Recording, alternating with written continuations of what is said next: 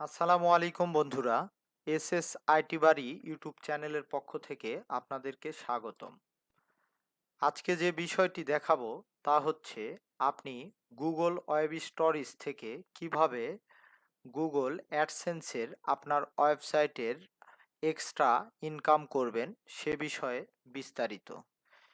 এজন্য অবশ্যই আপনার আমার এই ভিডিওটি শুরু থেকে শেষ পর্যন্ত যে কটি পর্ব বা পার্ট হয়ে থাকবে প্রতিটি পার্ট শুরু থেকে শেষ পর্যন্ত দেখতে হবে।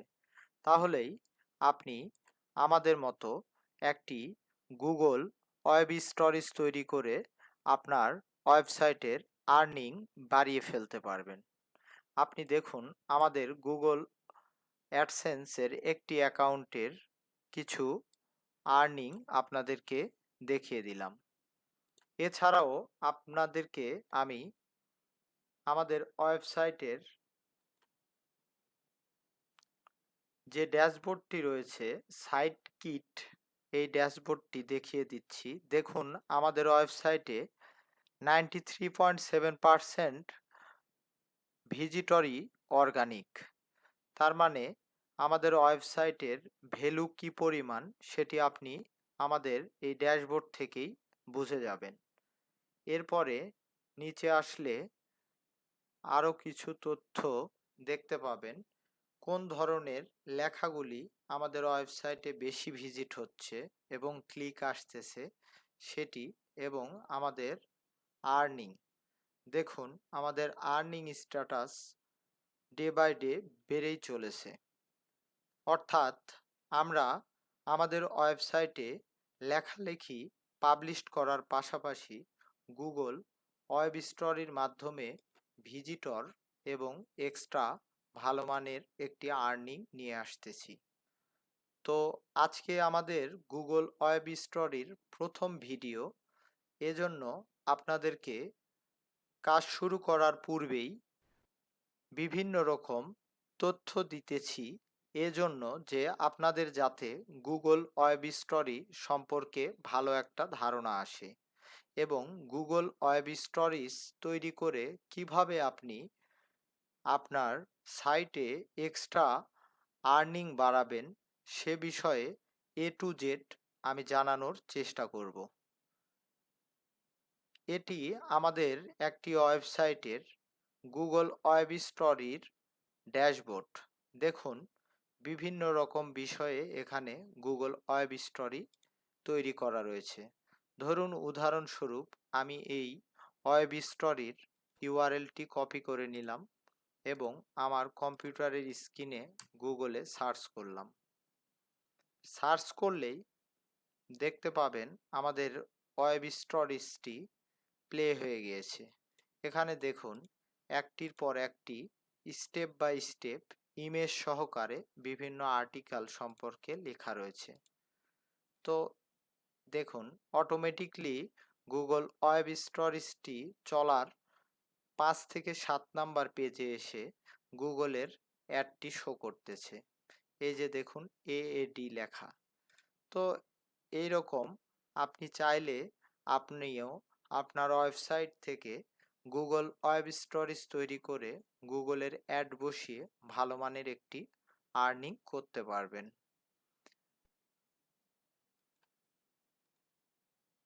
তো এজন্য আপনাকে যেটি করতে হবে, প্রথমেই আপনি আপনার ওয়েবসাইটের ওয়ার্ডপ্রেসের ড্যাশবোর্ডে চলে আসবেন বা অ্যাডমিন প্যানেলে চলে আসবেন। সেখান থেকে আপনি প্লাগইনস এই অপশনটির উপরে ক্লিক করবেন। এখানে প্রথমে আপনাকে যেটি করতে হবে, আপনি অ্যাড নিউয়ে যাওয়ার পরে এখান থেকে ওয়েব স্টোরেজ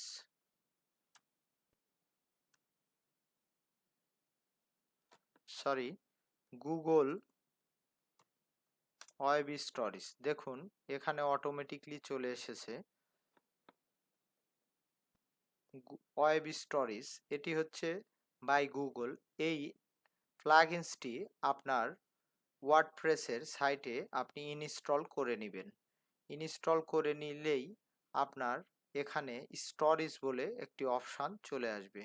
সেখান থেকে প্রথমে সেটিং অপশনে যাবেন। সেটিং থেকে আপনি আপনার ওয়েবসাইটের একটি লোগো এখানে দিয়ে দিবেন এবং লোগোটির সাইজ এখানে লেখা আছে।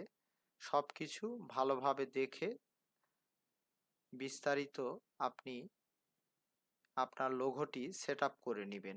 এর পরের অপশন রয়েছে ইনসার্ট ফন্ট ইউআরএল, এটি প্রয়োজন নেই। আপনি এখানে অটোমেটিকলি অপটোমাইজ অপশনে ক্লিক করে দিবেন। স্টোরেজ আরসিভ এই অপশানে আপনি ডিফল্ট করে দিবেন।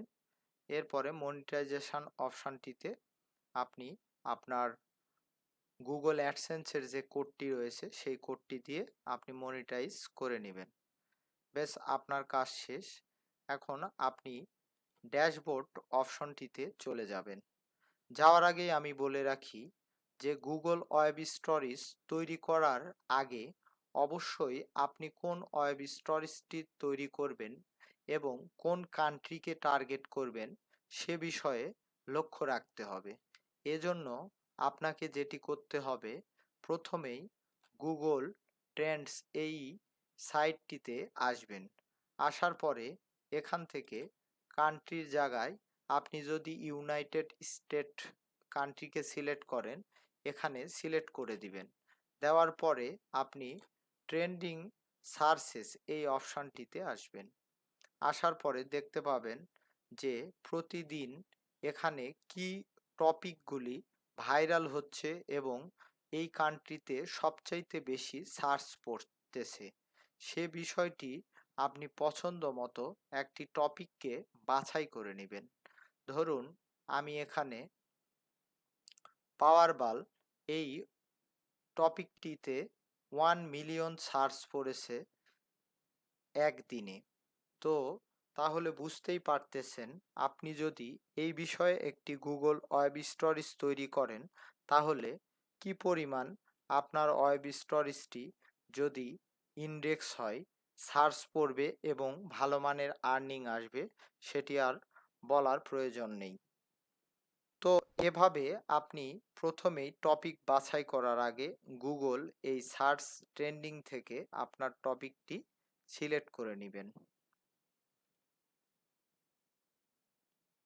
সিলেক্ট করা নেওয়া হয়ে গেলে সেই টপিকটির উপরে ক্লিক করলে আপনি সেই টপিক সম্পর্কে অনেক কিছু এখানে দেখতে পাবেন। কোন ধরনের ওয়েবসাইটগুলি ভাইরাল এবং সার্চ হয়েছে সেগুলি দেখাবে। তো এভাবে আপনি আপনার কিওয়ার্ডগুলি আপনার ওয়েব স্টোরেজের আগে তৈরি করার আগে আপনার একটি মাইক্রোসফট ওয়ার্ডের পেজে নিয়ে যাবেন। তো প্রথম পার্টে আমি এটুকুই বলছি এবং দ্বিতীয় পার্টে দেখাবো কিভাবে আপনারা আপনার ওয়েবসাইটের গুগল ওয়েব স্টোরেজ তৈরি করার জন্য আপনি লেখালেখি বা কত ওয়ার্ড এবং কিভাবে হেডলাইন, কিভাবে মেটা ডেসক্রিপশন তৈরি করবেন সে বিষয়ে জানাবো।